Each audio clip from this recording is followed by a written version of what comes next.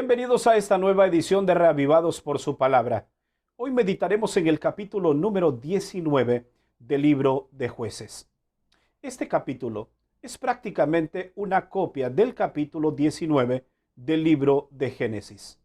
En ambos capítulos se presenta a hombres depravados, hombres cuya conciencia está cauterizada por el pecado.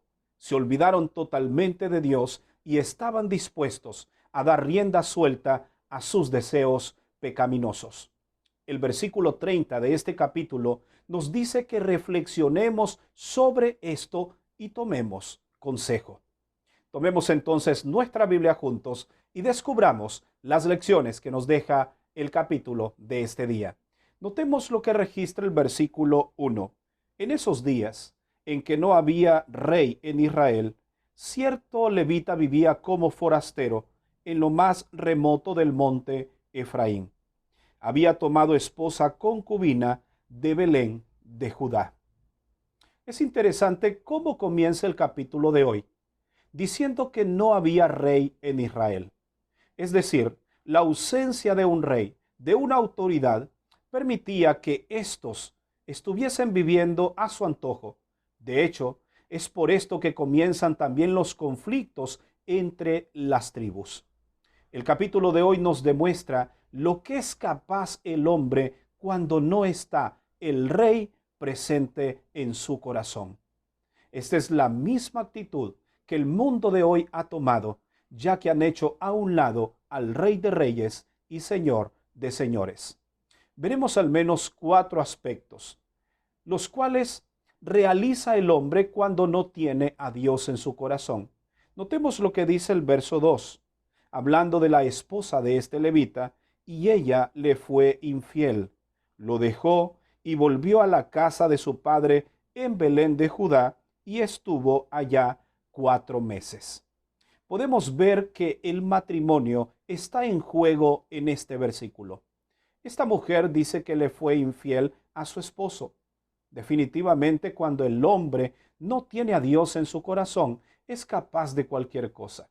Es capaz de destruir su familia por dejarse llevar por sus instintos pecaminosos. Una actitud más encontramos en los versos 10 y 12 con relación a aquellos que no tienen al Señor en su corazón. Pero el hombre no quiso pasar la noche allí, sino que se levantó y se fue y llegó frente a Jebús, que es Jerusalén, con su par de asnos emparejados y su esposa. Este hombre, dice el verso 12, su señor respondió: no vayamos a ninguna ciudad de extranjeros que no sea de Israel, sigamos hasta Gabá. Lo que estaban haciendo era prácticamente advirtiéndole los peligros que encontraría si seguía con su camino. Sin embargo, este hombre hizo caso omiso a las instrucciones o a los consejos de sabiduría que estaban tratando de darle.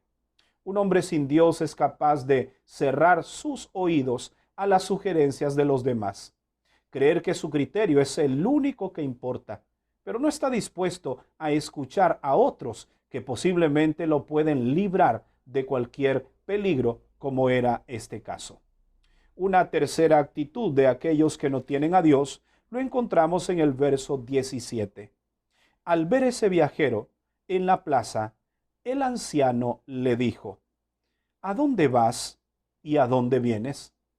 Lo que este hombre estaba tratando de descubrir era cuál era su origen y cuál era su destino. Hay muchas personas que no saben hacia dónde van ni de dónde vienen. Son personas que viven sin un rumbo en la vida, sin objetivos, sin sueños, sin visión. Cuando Dios no está en nuestro corazón, andamos por doquier. Vamos hacia donde el viento nos lleve, pero no somos capaces de pedir al Señor dirección para responder a estas preguntas. ¿De dónde vienes y hacia dónde vas? Es importante que Dios dirija nuestras vidas. Es importante que tomemos en consideración la opinión de Dios para que cada uno de nosotros andemos por el camino que Dios quiere que andemos. Un cuarto aspecto que comete el hombre cuando no está Dios en su corazón, lo encontramos en los versos 22 al 25. Esta es la esencia del capítulo 19 de Génesis. Los pobladores de Sodoma y Gomorra querían prácticamente violar a los ángeles que habían llegado a casa de Lot. Este fue el caso también.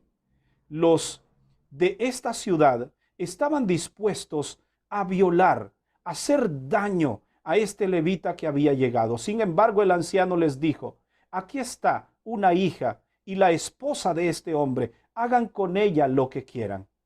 Y el versículo 25 dice: pero esos hombres no lo quisieron oír. Entonces aquel hombre sacó a su esposa fuera y ellos la forzaron y abusaron de ella toda la noche hasta la mañana y la dejaron cuando apuntaba el alba. ¿Te das cuenta?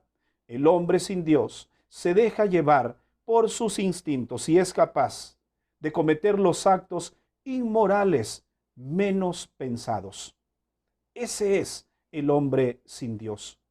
Hemos visto las características de esta población cuando el rey no está presente en sus vidas.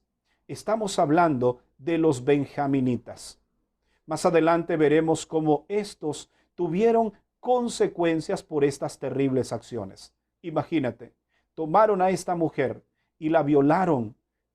Hicieron cosas terribles con ella durante toda la noche hasta que empuntaba el alba, dice el versículo.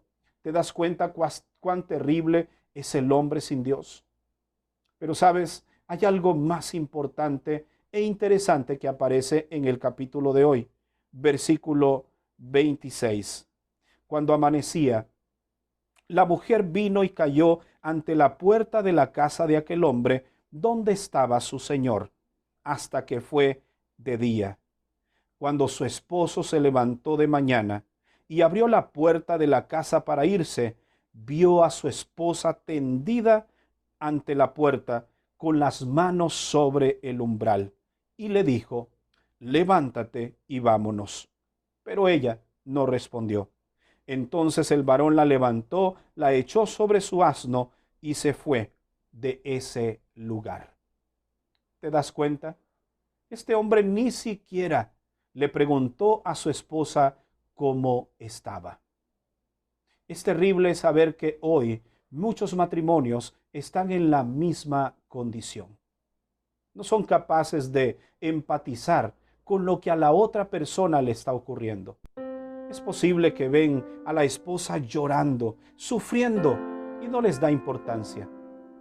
Noches de insomnio, largos días de desvelo, están prácticamente acabando con la vida de esta mujer. Podemos ver que esta mujer llegó con su cuerpo destrozado, al igual que su dignidad. Y este hombre simplemente le dijo: levántate y vámonos.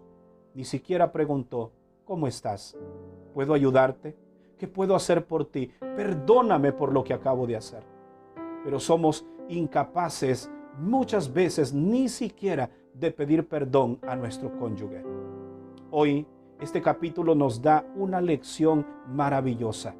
En primer lugar, debemos procurar que el Rey esté en nuestro corazón. Y en segundo lugar, debemos velar por el bienestar y ser empáticos con lo que nuestra pareja esté viviendo en ese momento. Me gustaría orar por ti, por tu matrimonio, por tu vida, para que Dios pueda fortalecerte y de esa forma puedas seguir adelante.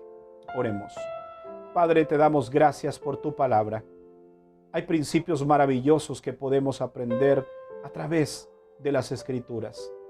Y hoy hemos aprendido muchos y queremos atesorarlos en nuestro corazón para que crezca nuestra vida espiritual. Perdónanos si hasta este momento quizá no hemos estado aplicando estos principios, pero queremos hacerlo para gloria de tu nombre.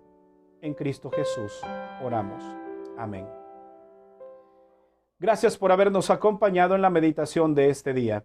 Recuerda que mañana estaremos nuevamente aquí para una edición más de Reavivados por su palabra. Que Dios te bendiga.